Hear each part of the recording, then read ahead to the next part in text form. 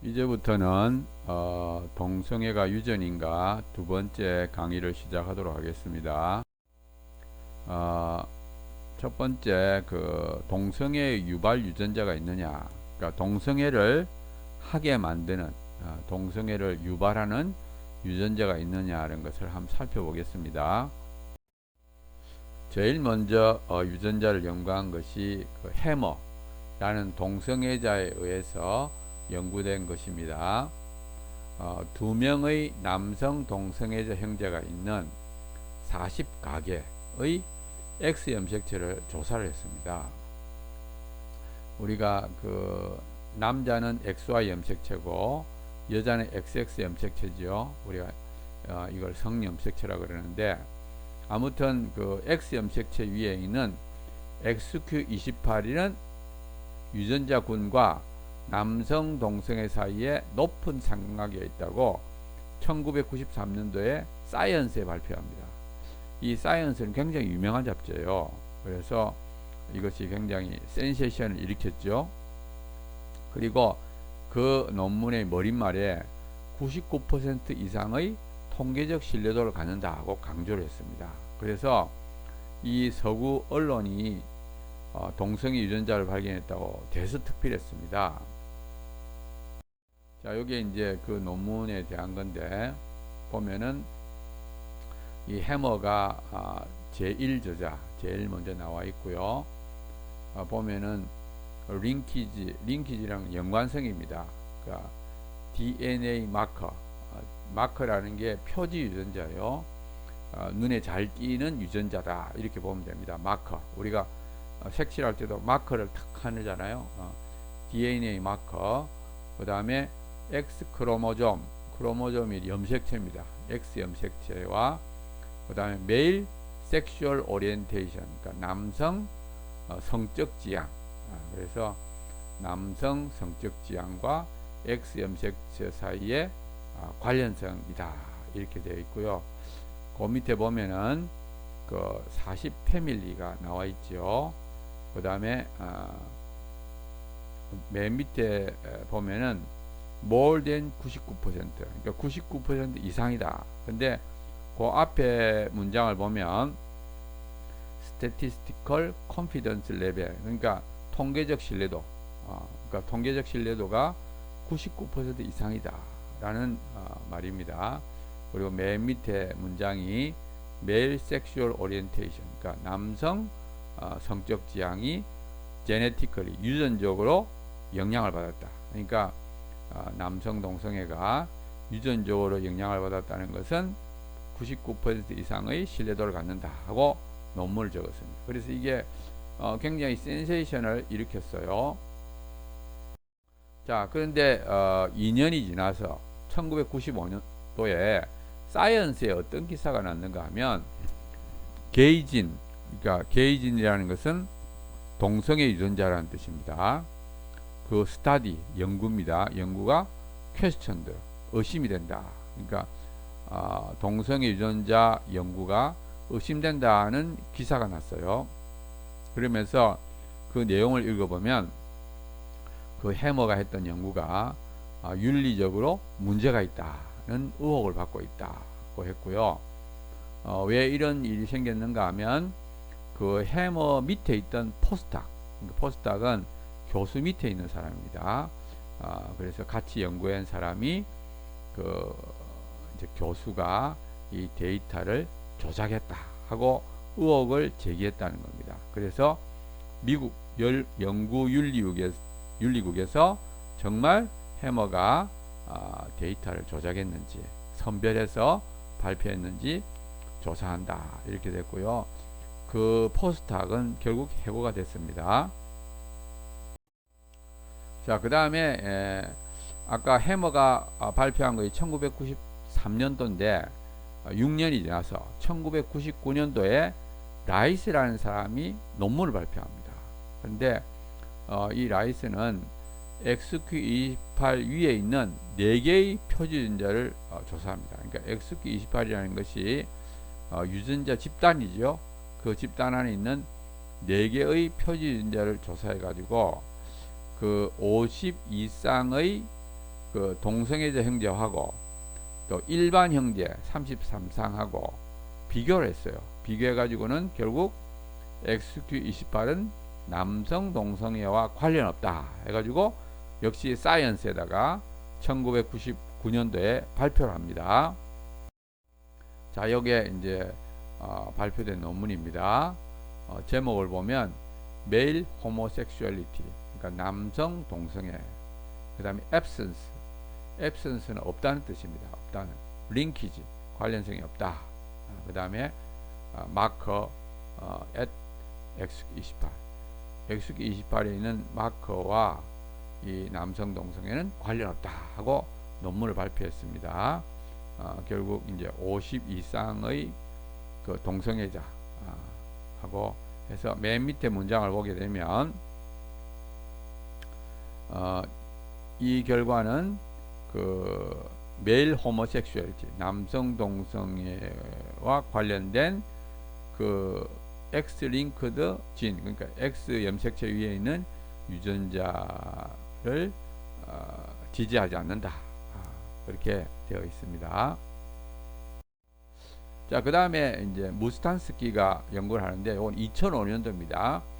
2005년도에 연구하는데, 해머가 포함된 연구팀이에요. 그러니까 해머하고 무스탄스키가 같이 연구를 하는데, 이 사람들은 146가게에 속한 456명을 합니다. 굉장히 많이 하죠. 아까 1993년도에 해머가 40명을 했는데 이제는 거의 11배 좀 많은 숫자를 했습니다. 그리고는 이제 전체 게놈 X 염색체뿐만 아니라 전체 게놈에 일정한 간격으로 선택된 403개의 표지 유전자를 조사하게 됩니다.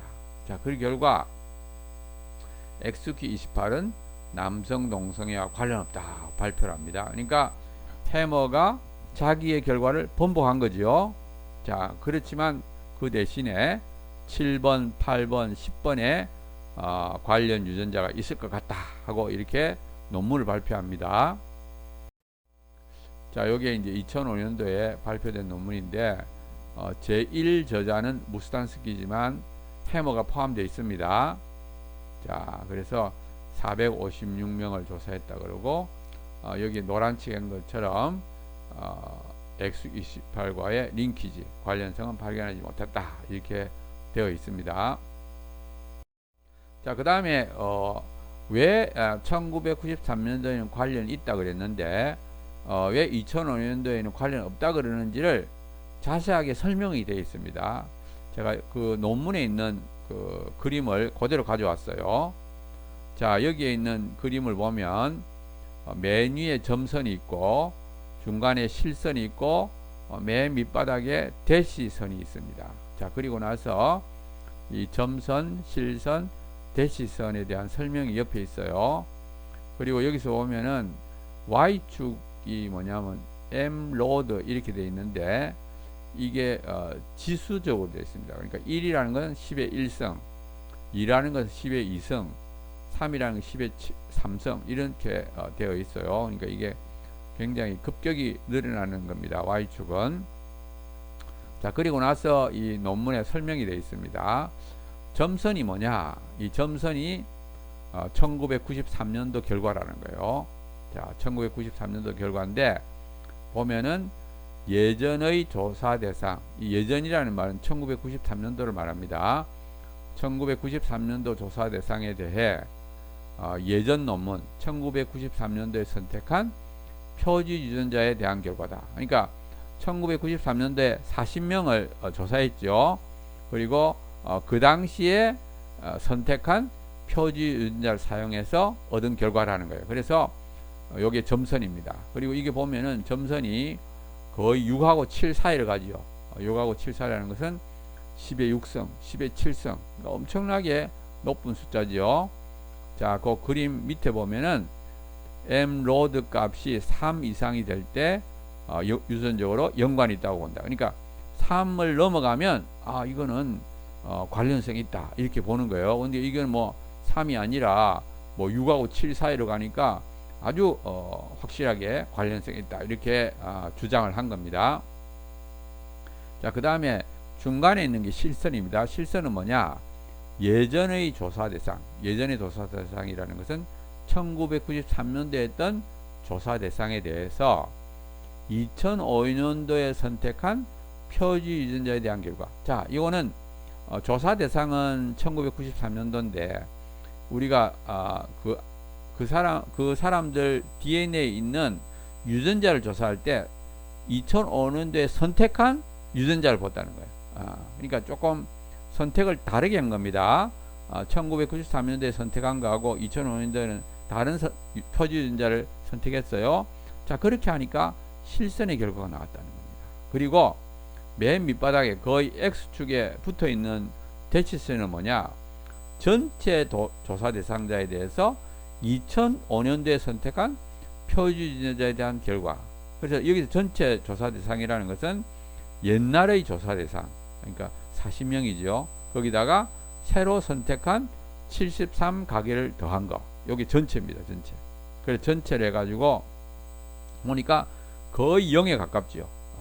그래서 이거는 관련이 없다는 결과를 낸 겁니다. 그러니까 옛날에 점선의 결과가 나왔을 때는 관련 있다 이렇게 했지만 이번에 해보니까 관련 없다 이렇게 자기들이 번복을 했다고 자기들이 설명을 하고 있습니다. 그 논문에서.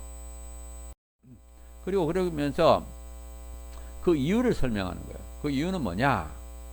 옛날, 그러니까 1993년도에는 표지 유전자들 사이의 간격이 1.12cm이었다는 거예요. 표지 유전자 간격이. 그러니까 좁았어요. 반면에 2005년도에는 표지 유전자들 사이 간격이 6.97cm. 그러니까 대략 6배죠. 아주 덤성덤성했습니다. 옛날에는 촘촘하게 했고, 자, 그래서 옛날에 그게 촘촘해가지고 간격이 너무 작아서 그래서 큰 값이 나왔을 거다 이렇게 추측합니다. 자, 그 다음에 두 번째로는 1993년도 예전에 선택한 표지 유전자들이 더 텔로머에 가까웠을 것이다 이렇게 추측하는 거예요. 자, 옆에 그 X 염색체가 있는데 X 염색체 제일 밑에 있는 것이 XQ28입니다. 그러니까 마지막에 있죠. 마지막 말단입니다. 자, 말단에는 텔로머라는 게 있어요. 텔로머. 텔로머는 유전자가 아닙니다. 그래서 아마 텔로머에 가까워서 옛날에는 큰 값을 가졌을 것이다 하고 추측해. 요건 그냥 제가 그 논문에서 그냥 발췌를 한 겁니다. 자기들 나름대로 왜 1993년도에 관련성이 있는데 왜 없었을까 하고 자기 나름대로 이제 해석을 한 거예요. 자, 그 다음에 2010년도 라마고 파란이 연구를 했습니다. 자, 재밌는 거는 뭐냐 하면은 2010년도 라마고 파란이 할 때는 라이스가 포함되어 있었어요. 라이스가. 참 신기하지요. 맨 처음에 1993년도에 해머가 발표했고요. 1999년도 6년 뒤에 라이스가 발표했습니다. 그 다음에 2005년도에는 해머가 포함된 연구팀이 발표를 했어요. 그 다음에 2010년도에는 라이스가 포함된 연구팀이 발표를 했습니다. 그러니까 해머가 한 발표하고 라이스가 발표하고 해머가 발표하고 라이스가 발표하고 그러니까 해머가 주장한 것을 라이스가 틀렸다. 그 다음에 또 해머가 2005년도에 발표한 거 라이스가 틀렸다. 이렇게 한 거예요. 재미있죠. 자, 이분들은 어떻게 했느냐 하면 캐나다에서 2명 이상의 남성 동성애자가 있는 55가게의 112명을 조사했습니다. 그리고 이것도 역시 전체 게놈을 다 조사했어요. 그리고 결론이 뭐냐? 7번, 8번, 10번에도 없다는 거예요. 2005년도에 보면은 아까 XQ28은 없지만 7번, 8번, 10번은 있을 것 같다. 그 2005년도 결과죠. 자, 그런데 이 라마고 파란이 그것도 없다.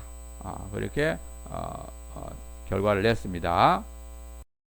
자, 여기 이제 논문이에요. 2010년도 논문이고 보면은 보세요. 라마고 파란이 있지만 라이스가 포함되어 있습니다. 역시 무스탄스키가 발견한 그 노란색으로 보면은 무스탄스키가 발견한 7번 염색체에 있는 것도 역시 증거를 못 발견했다. 이렇게 되어 있습니다. 자, 그 다음에 2012년도에 가면 이제는 23,000명. 엄청난 숫자죠. 아까 뭐 기껏 해봤자 뭐 몇백 명 수준에서 갑자기 이렇게 수많은 사람 23,000명을 조사했어요. 자, 물론 이제 방법이 바뀌었습니다. 자, 요거는 최신 방법을 사용했습니다. 옛날하고 다르게 최신 방법을 사용했는데 그게 게놈 와이드 어소시에이션 스타디라는 방법을 써요. 그리고 나서 수많은 그 데이터를 이용을 해서 조사를 합니다. 그래서 성적 지향하고 유전자가 어떤 관계가 있는지 조사를 했는데 23,000명을 성적 지향과 관련된 동성애와 관련된 유전자는 발견할 수 없었다. X 염색체뿐만 아니라 전체 게놈에서 발견할 수 없었다 하는 것을 발표했습니다. 그리고 2018년에는 그 동성애 경험을 한 번도 한 적이 없는 47만 명하고 동성애를 한 번이라도 경험한 사람 22만 8천 명을 대조해서 동성애 유발 유전자가 없다고 발표를 합니다. 그러니까 거의 50만 명이죠. 동성애를 한 번도 경험한 적이 없는 47만 명, 그리고 한 번 이상 경험한 사람이 2만 8천 명, 그래가지고 총 50만 명을 조사한 다음에 동성애 유발 유전자가 없다고 발표를 합니다. 그러니까 이제는 동성애를 일으키는 유발하는 유전자가 없다는 것은 거의 확실하다. 이제는 50만 명 정도 했으니까 거의 확실하다는 걸 알 수가 있습니다. 이제는 이제 기술이 발달해 가지고 많은 사람을 조사할 수가 있습니다. 그래서 없다고 발표했고요. 자, 그러면서 뭘 이제 발표했는가 하면 7번, 11번, 12번, 15번에 염색체 한 개씩 4개의 유전자 변이가 동성애 경험자들에게서 더 많이 발견됐다. 그러니까 동성애를 안 한 사람에 비해서 동성애를 한 사람들에서 7번, 11번, 12번, 15번 염색체에 있는 그 유전자 변이가 더 많이 발견됐다는 거예요. 그러니까 조금 관련이 있는 거죠. 그 동성애 한 사람들에게 이런 유전자가 조금 더 많이 발견됐다. 근데 이 4개의 유전자는 전부 다 정신질환과 관계됩니다. 우울증, 그 다음에 조현병, 정신분열증, 그 다음에 양극성 장애, 우리가 조울증이라고 그러죠. 좋아졌다가 나빠졌다, 우울했다가 막 기뻤다가 하는 그런 양극성 장애, 요런 것하고 관련됐다는 것을 우리가 알게 됐습니다. 자, 그 다음에 이 동성애 행동하는 사람들은 위험 감수 행동, 위험 감수 행동은 좀 이렇게 위험한 행동을 하는 거예요. 뭐 난폭 운전을 한다든지, 하여튼 그런 좀 과격한, 난폭한 이런 거를 한다든지 하고, 또 마약 사용하고 또 관련성이 높다는 거예요. 그러니까 동성애를 아까 경험한 사람들, 동성애 행동을 한 사람은 또 마약 경험이나 이 위험 감수 행동을 많이 하는 사람하고 공유하고 있다. 그런 겹친다는 겹치. 동성애 하는 사람이 마약을 하는 경우가 높다는 거예요. 동성애를 안 한 사람에 비해서 마약을 하는 경우가 높고, 또 위험 감수 행동을 하는 경우가 높다는 겁니다. 자, 그런데 여성의 경우에는 또 동성애적 행동과 이러한 유전자 변이와는 관련성이 없었습니다. 그리고 그 결론이 뭐냐 하면은 동성애를 일으키는 유전자는 없지만 동성애를 할 가능성을 증가시키는 정신적인 특질과 관련된 유전자는 존재할 수 있다. 그러니까 쉽게 말하면 직접적으로 동성애를 하게 만드는 유전자는 없지만 동성애를 하게 만드는, 할 가능성이 높은 어떤 정신적인 특질, 어떤 그런 것과 그것과 관련된 유전자는 존재할 수 있다. 그러니까 어떤 정신적인 특질이 동성애를 할 가능성이 높아지는 것이 있죠. 자, 그런 유전자는 존재할 수 있다. 간접적인 거. 직접적으로 동성애를 하게 만드는 유전자는 없지만 간접적인 것은 있을 수 있다.